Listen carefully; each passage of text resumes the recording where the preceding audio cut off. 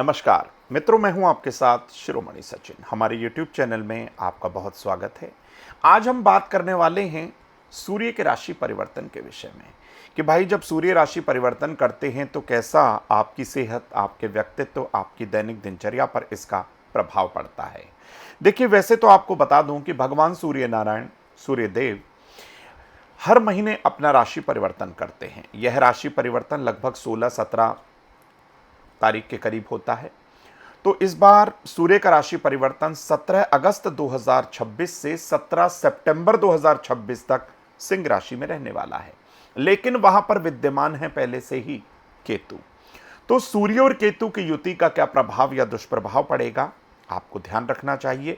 देखिए, वैसे तो डिपेंड करता है कि आपके पत्रिका में सूर्य कहां विराजमान है, लेकिन फिर भी सूर्य और केतु की युति आपकी पत्रिका में किसी ना किसी भाव में तो जरूर बन रही होगी।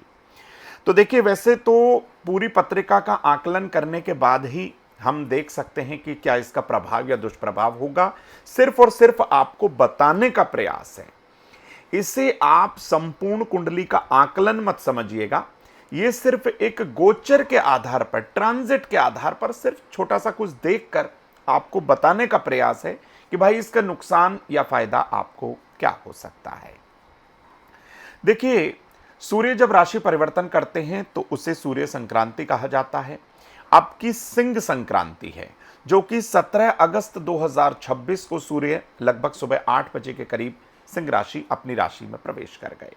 तो मेष से लेकर मीन राशि पर इसका क्या प्रभाव हो सकता है, सिर्फ बताने का प्रयास है।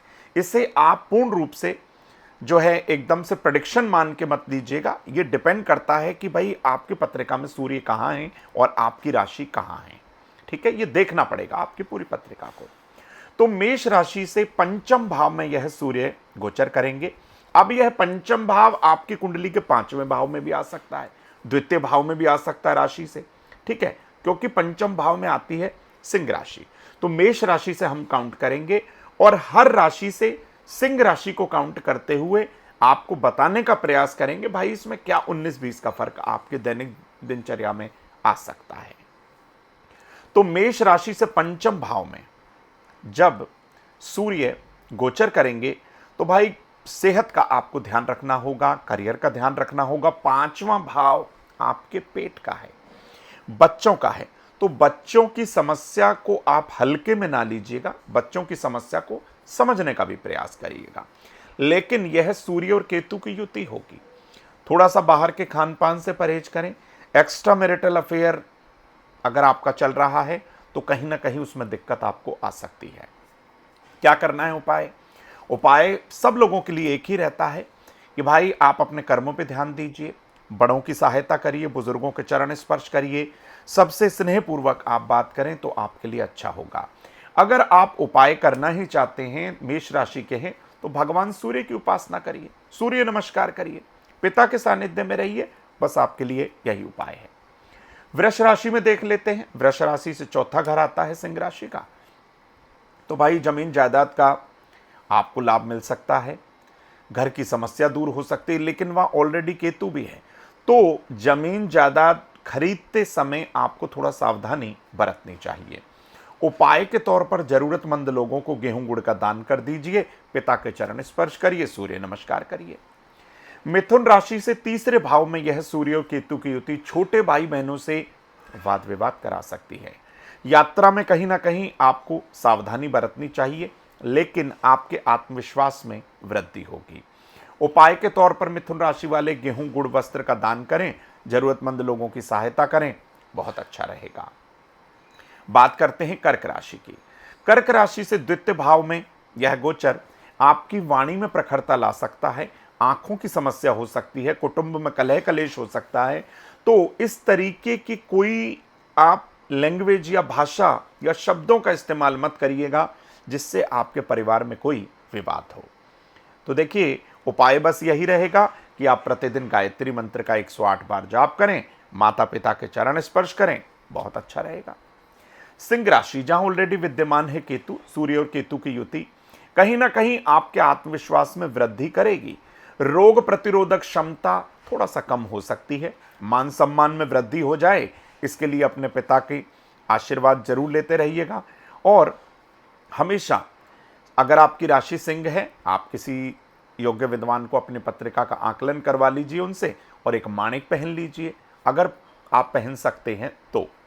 कन्या राशि से 12वें घर में यह गोचर आपकी विदेश यात्रा में आपको लाभ देगा, लेकिन खर्चों में भरपूर वृद्धि करेगा। उपाय के तौर पर आप संभव हो तो एक तांबे के लोटे में थोड़ा सा गुड़ रखकर किसी निर्धन व्यक्ति को दान कर दीजिए। तुला राशि से एकादश भाव में यह सूर्य केतु की युति आपके मान सम्मान में भरपूर वृद्धि करेगी। बड़े भाई से, पिता से और बहन से आपको भरपूर सहयोग मिलेगा अगर पत्रिका में सूर्य और केतु की जो है प्लेसमेंट अच्छी है तो।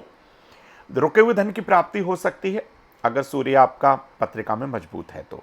सुबह के समय सूर्य स्तोत्र का पाठ करें, भगवान सूर्य को तांबे के लोटे से अर्घ दें तो अच्छा है। बात कर लेते हैं वृश्चिक राशि की। दशम भाव के अंदर आती है वृश्चिक राशि से सिंह राशि, यहीं पर यह गोचर होगा, सूर्य केतु की युति होगी। सरकारी क्षेत्र में आपको लाभ की प्राप्ति होगी, या फिर सूर्य और केतु की युति आपका स्थानांतरण करा सकती है, ट्रांसफर करा सकती है। करियर में लाभ मिल जाए, इसके लिए आप जल्दबाजी से फैसला लेने से बचिए।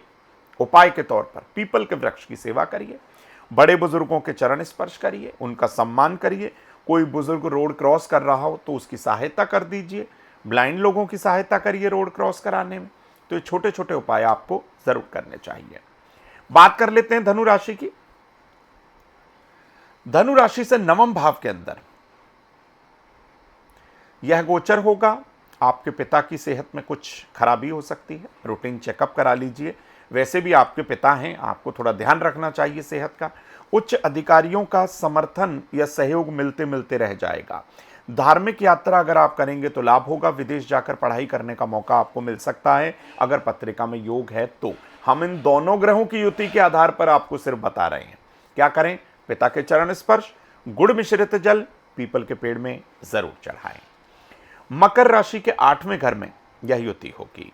तो भाई मकर राशि वालों, अचानक चोट लगने से आपको बहुत ज्यादा नुकसान हो सकता है, आप चोटिल हो सकते हैं अगर यह युति आपकी पत्रिका के अष्टम भाव में है तो। आंखों की हड्डियों की समस्या बढ़ सकती है। हृदय रोग से अपना बचाव करें, रूटीन आप चेकअप करा लीजिए। इन्वेस्टमेंट जब भी करें तो अपनी कुंडली का आकलन करवा कर ही आप इन्वेस्टमेंट करिए। क्या करना है? सूर्य चालीसा का पाठ करिए, पिता का सहयोग करिए, उनका आशीर्वाद लीजिए और अपने घर की पूर्व दिशा को नीट एंड क्लीन रखिए। बात कर लेते हैं कुंभ राशि की। कुंभ राशि से 7वें भाव में सूर्य केतु की युति अचानक आपके दांपत्य जीवन में वाद विवाद करा सकती है। साझेदारी की समस्या जो चल रही थी वह थोड़ा सा उलझ सकती है। बुद्धि से काम लीजिए, विवेक से काम लीजिए। नेत्रहीन लोगों को मीठा खाना खिलाइए, उनकी सहायता करिए, उन्हें डोनेट कुछ ना कुछ करते रहिए, अच्छा रहेगा। बात कर लेते हैं मीन राशि की। मीन राशि से 6ठे भाव के अंदर यह राशि आती है सिंह राशि। तो भाई सरकारी नौकरी मिलने का योग बनेगा, शत्रु आपके शांत होंगे, कोर्ट कचहरी के मुकदमे में सफलता मिल सकती है अगर आपकी पत्रिका में 6ठा भाव मजबूत है तो, मंगल शुभ भावों में है तो।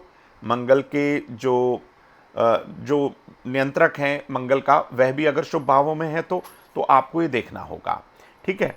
उपाय के तौर पर, ट्रांजिट के तौर पर, जो ये ट्रांजिट हो रहा है तो यहां पर आपको क्या करना है कि भाई ये ट्रांजिट हमारे लिए बहुत ज्यादा खराब ना हो। कुशा के आसन पर बैठकर आदित्य हृदय स्तोत्र का पाठ करें तो आपके लिए अच्छा होगा। तो मित्रों, हमने आपको बताया कि सिंह राशि में सूर्य प्रवेश कर रहे हैं और सूर्य और केतु की युति होगी। सिर्फ और सिर्फ आपको ये राशि अनुसार बताने का प्रयास यही था कि इस युति का कोई दुष्प्रभाव आप पर ना हो। इस युति के सटीक प्रभाव को देखने के लिए आपको यह देखना होगा कि आपकी पत्रिका में चंद्रमा कहां पर है, उसके नियंत्रक कहां पर हैं और किस तरीके से आकलन करके आप उस पत्रिका से शुभ परिणाम पा सकते हैं। तो भाई ग्रहों का आकलन आप किसी योग्य विद्वान से करवाइए, अपनी पत्रिका का आकलन करवाइए, आपके लिए अच्छा होगा। तो मित्रों, हमारा ये वीडियो आपको कैसा लगा आप जरूर बताइए। और अगर आपकी पत्रिका में सूर्य केतु की युति है तो ये हमेशा खराब नहीं रहती। हालांकि सूर्य राहु सूर्य केतु की युति कहीं ना कहीं शुभता भी देती है। कभी कभी दोनों ग्रह एक दूसरे के शत्रु माने जाते हैं, उसका दुष्प्रभाव भी आ जाता है। उससे बचने के लिए छोटे छोटे उपाय आप कर सकते हैं। तो मित्रों, हमारा अगला वीडियो जब तक आप तक पहुंचेगा तब तक आप हमारे चैनल को सब्सक्राइब कर लीजिएगा और बेल आइकन का बटन दबाना बिल्कुल ना भूलिएगा। हमारे अगले वीडियो तक, जब तक हम अगला वीडियो बनाते हैं, तब तक आप हमसे जुड़े रहने के लिए हमारे छोटे छोटे उपाय जो हम हर दिन आपके साथ साझा करते हैं उनका अनुसरण करिए ताकि आपको भरपूर लाभ की प्राप्ति हो। नमस्कार।